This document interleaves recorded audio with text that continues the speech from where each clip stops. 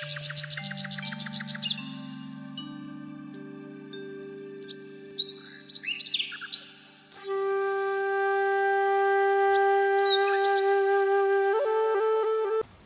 Good morning फ्यापुल्लो टासीडेले नमस्कार। र आज तपाईहरुलाई मैले मेरो भिडियोमा चाहिँ तपाईहरुलाई मैले पानीघट्टाको एउटा सुन्दर गाउँमा ल्याएको छु। र यो चाहिँ पानीघट्टाको बडाकोठी हो। र यो मेरो पछाडि देख्नुहुँदैछ यो पुरानो जुन चाहिँ यहाँनिर जुन चाहिँ बिल्डिङ है एउटा कोठी देख्नुहुँदैछ यो चाहिँ बडाकोठीको बिल्डिङ हो। र यो चाहिँ के हो भने तपाईको यो पहिला ब्रिटिसकालीन एउटा कोठी रहेछ। र त्यो चाहिँ बादमा जब स्वतन्त्र भयो भारत है त्यसपछि चाहिँ यहाँनिर मालिकलाई टी गार्डनको मालिकलाई चाहिँ उनीहरूले ह्यान्डओभर गरेको रहेछ। र त्यसले गर्दा यहाँनिर चाहिँ यो अवस्थित छ। तर एउटा भग्नावशेष अवस्थामा यो जुन चाहिँ बङ्गलो यहाँ हामीले देख्दैछौँ। र एकदमै अति नै राम्रो यो मुनितिर एकदमै राम्रो गाउँ छ यहाँनिर बडाकोठीको सुन्दर एकदम गाउँ। र यहाँ अलिकति मासतिर चाहिँ टुरिस्टहरू जति पनि छ आएर चाहिँ यहाँनिर यसो बसेर राम्रो भ्यूहरू देख्नु सक्ने रहेछ। र यता पनि तपाईँहरूले देख्नु सक्ने रुखहरू राम्रो चारैपट्टि छ है।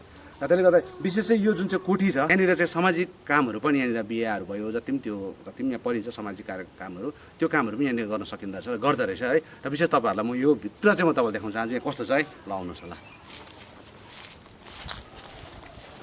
र यो सिँढी भइहाल्यो। र अहिले चाहिँ तपाईँको अब यहाँनिर थुप्रै प्रकार यहाँनिर अब के लेखेको छ र अब आउनुहोस् भित्र है। यहाँ चुनामाटीको यहाँनिर रङले पोतेको छ। अब खिड्की केही छैन यहाँनिर खिड्की केही छैन। अब यहाँनिर चिम्नी यहाँ पर चिम्नी छ यहाँनिर। ब्रिटिसकालीन चाहिँ कतिको यो बिल्डिङहरूमा कन्स्ट्रक्सन कति राम्रो त्यसमा एडभान्सहरू त्यो बुझिन्छ क्या। अब यति राम्रो छ चिम्नी अब यहाँनिर जाडो महिनामा आगोहरू तापेर न्यानो निम्ति बनाएको रहेछ। अब यो माथि हेर्नुहोस् यो सिलिङ अब यो कुन मेटलको बनाएको छ यति राम्रोसँग यहाँनिर डिजाइन गरेको छ। यति सुन्दर ठुलो रूपमा बनाएको एकदम राम्रो छ। अब आउनुहोस् न तपाईँले यो सानो बिचमा चाहिँ यो सानो एउटा गल्ली राखेको छ रुमलाई सेपरेट गर्नको निम्ति। यतापट्टि एउटा रुम छ र यतापट्टि आउनुहोस् यहाँनिर है। यो एउटा सानोबाट एउटा के सानो एउटा केही छ कोठाहरू जस्तै छ यहाँनिर। र अहिले चाहिँ एकदमै टुटेको फुटेको एकदमै उयो अवस्थामा छ। र यहाँनिर अब यहाँनिर चाहिँ अब अहिले ब्रिक्सहरू पुरै भाँचिएको छ। अब भित्तामा पुरै अब मान्छेहरूले कोरिएको छ। र यहाँनिर केही सामानहरू राख्नुको लागि होला है। यहाँ पनि मजाले केही बनाएको छ यस्तै प्रकारले यहाँनिर एकदम राम्रो। यहाँनिर त अब एउटा सुटिङ गर्ने जग्गा जस्तै नै छ। अब यहाँनिर हेर्नुहोस् अब एकले चाहिँ दिउँसो मध्ये 12 बजीतिर आयो भने मान्छे डराउने नै छ। यता आउँछ यता म देखाउन चाहन्छु तपाईँहरूलाई। अब खिड्कीहरू अलिकति यहाँनिर भाँचिएको छ टुटेको छ। अब बिचमा चाहिँ यहाँनिर अलिकति ठुलो हल रहेछ। सायद बिहा कार्यहरू हुँदा चाहिँ सायद यो हलमा चाहिँ उनीहरूले मजाले प्रशस्त गर्न सकिन्छ यहाँ पल्लोपट्टि। र यहाँनिर आउनुहोस् यहाँनिर अलिक मोडर्नमा अहिले फिलहाल चाहिँ गाउँले चाहिँ यहाँनिर सायद एउटा मन्दिरको यहाँनिर निर्माण गरेको छ। र यहाँनिर मन्दिर पनि यहाँनिर अवस्थित रहेछ यहाँनिर गाउँले। र भर्खरै बनिँदैछ यहाँ कम्प्लिट भएको छैन। यहाँ मन्दिर पनि बनिएको रहेछ।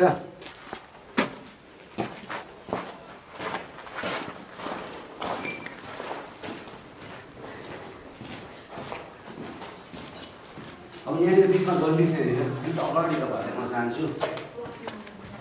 यहाँ पनि एउटा ठुलो यहाँ ठुलो रुम रहेछ यहाँनिर। यहाँ एउटा ठुलो रुम छ यहाँनिर। अब यो हल होला यहाँ पनि चिम्नी यहाँ पनि एउटा चिम्नी रहेछ। अब यहाँ पनि सायद होला यहाँ बसेर है बातहरू गर्ने त्यो लागि ऐनाको के थियो होला। अब यहाँनिर यसो हेर्दाखेरि एउटा थुप्रो कहानी नै लुकेको यो एउटा बिल्डिङ होला यहाँनिर यो कोठी होला।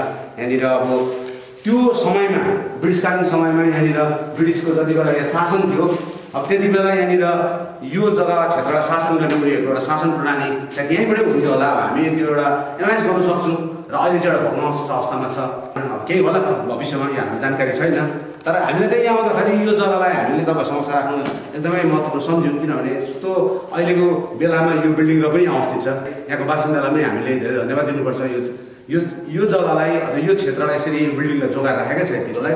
र यसको कहानीहरू चाहिँ के हो हामी जाने तपाईँलाई बताउनेछौँ। र जसले पनि तपाईँले यो भिडियो हेर्नु हुँदैछ यो बिल्डिङको विषयमा र यो कोठीको विषयमा अरू के कुरो छ दया गरेर तपाईँले कमेन्टमा पनि तपाईँले यसलाई राख्न सक्नुहुन्छ। र अहिले भने चाहिँ हामी जुन चाहिँ माथि तपाईँले जुन चाहिँ कोठी देखायौँ र त्यो कोठीबाट चाहिँ हामी यहाँ मुनि यो जुन चाहिँ रोडमा आइपुगेको छौँ। र मसँग चाहिँ काका पनि हुनुहुन्छ यहाँनिर। आज हामी दुई भाइको आज यहाँनिर यात्रा छौँ हो। र एउटा कुरो यो बाटो चाहिँ अब सायद पहिला बनिँदा त राम्रै थियो होला तर सायद मेन्टेनेन्सको अलिक कमी छ। सायद अब डिपार्टमेन्टले बनाउँदै होला र अलिक अप्ठ्यारो रहेछ बाटो चाहिँ अफरोड जस्तो भएको रहेछ। र पनि ठिकै छ हामी आइपुग्यौँ। र जुन चाहिँ माथिको तपाईँलाई त्यो जुन चाहिँ हाम्रो बङ्गलोको तपाईँलाई जुन चाहिँ दृश्यहरू देखायौँ त्यसको बारेमा तपाईँलाई भन्यौँ। र अहिले आएर चाहिँ हामी यो जग्गामा यति शान्ति जग्गा छ हेर्नुहोस्। यहाँनिर चराहरू मजाले कराइरहेको छ यति सुन्दर। अलिक गरम चाहिँ छ यहाँनिर किनभने अलि यो प्लेन चाहिँ पऱ्यो है अलिक गरम गरमै रहेछ। र त्यसले गर्दा यहाँनिर चाहिँ सुपारीको बोटहरू पनि लाउँदो रहेछ। र र अब यो वर्षमा एकपल्ट अब व्यापारीहरू आएर यिनीहरू तोलमोल गरेर यहाँको मान्छेहरूको आर्थिक अलिकति डेभलप पनि यो सुपारी बोर्डले हुँदो रहेछ यहाँनिर र यहाँ चाहिँ यो कुरो देख्यो र भनेपछि यहाँ हिल्सै भए तापनि यहाँनिर चाहिँ प्रायः मधेसकै यहाँनिर चाहिँ तापमान रहेछ भन्ने कुरो यसमै जान्न चाहन्छौँ र आउनुहोस् अब तपाईँहरू फेरि हामी भिडियो निरन्तर गर्दै जान्छौँ।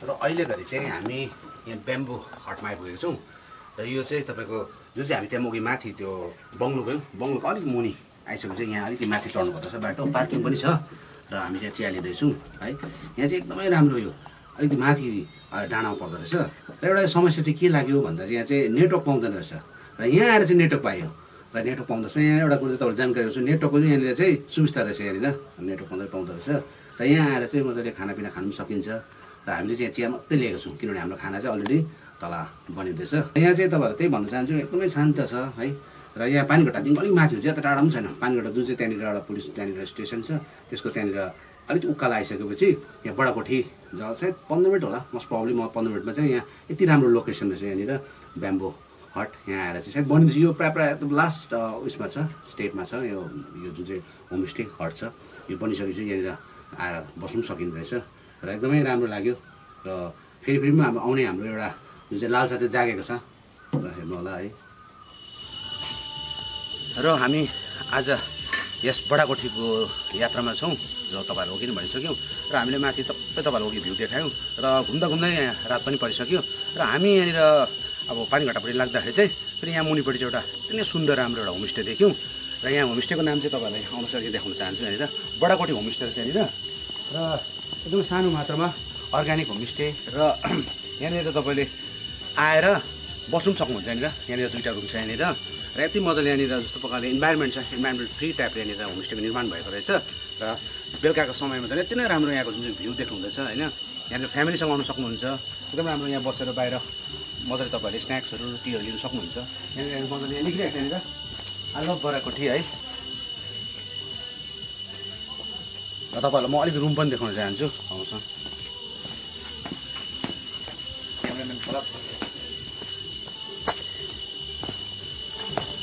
ल यो चाहिँ रुम भयो थाकेको थियो सन्चो पनि भयो यहाँ रुम छ भाइको एकदमै सानो चिटिक्क परेको जस्तो प्रकारले बनाएको छ है फ्यानहरू पनि यहाँ छ पर्दाहरू यहाँनिर डबल बेड छ यहाँनिर है यहाँ बाहिरपट्टि पनि तपाईँले यहाँ मुनिबाट भ्यू देख्न सक्नुहुन्छ तर यहाँ चाहिँ अहिले चाहिँ अब अँध्यारो भएर केही देखिँदैन यहाँनिर दुईजना बस्ने यहाँनिर चेयरहरू पनि राखिएको छ तर केही देखिँदैन यहाँनिर त्यसले त्यस्तै प्रकारले सेम पल्लोपट्टिको पनि रुम यहाँ बनाएको छ र यहाँनिर आउनु सक्नुहुन्छ एकदमै राम्रो एकदमै घरेलु टाइपको तपाईँलाई फिल हुन्छ रिल्याक्स यहाँनिर यहाँको तपाईँको जुन चाहिँ सुन्दरता छ यहाँको जुन चाहिँ शान्तिपन छ त्यसलाई निहालेर यहाँनिर बस्नु चाहनुहुन्छ भने पनि यहाँनिर बाटोमै पर्छ यहाँनिर बडाकोठी आइपुग्नु आँट्दाखेरि यहाँ रहेछ र यहाँनिर तपाईँहरूले देखाउनु चाहे र आज दिनभरि तपाईँहरूलाई जुन चाहिँ हामीले भ्यूहरू देखायौँ आशा लाग्छ तपाईँहरूले मन पराउनु भयो होला र तपाईँहरूले हाम्रो जग्गालाई हाम्रो क्षेत्रमा जसरी व्यवसाय गरेको छ त्यो व्यवसायलाई पनि तपाईँहरूले स्वीकार्नुहोस् त्यसलाई बढावा दिनुहोस् र यो क्षेत्रतिर घुम्नु आउनुभयो भने यो जग्गाहरू पनि तपाईँले अवश्य नै तपाईँहरू यहाँनिर तपाईँहरू आइदिनुहोस् र यो चिजको प्रमोट पनि हुन्छ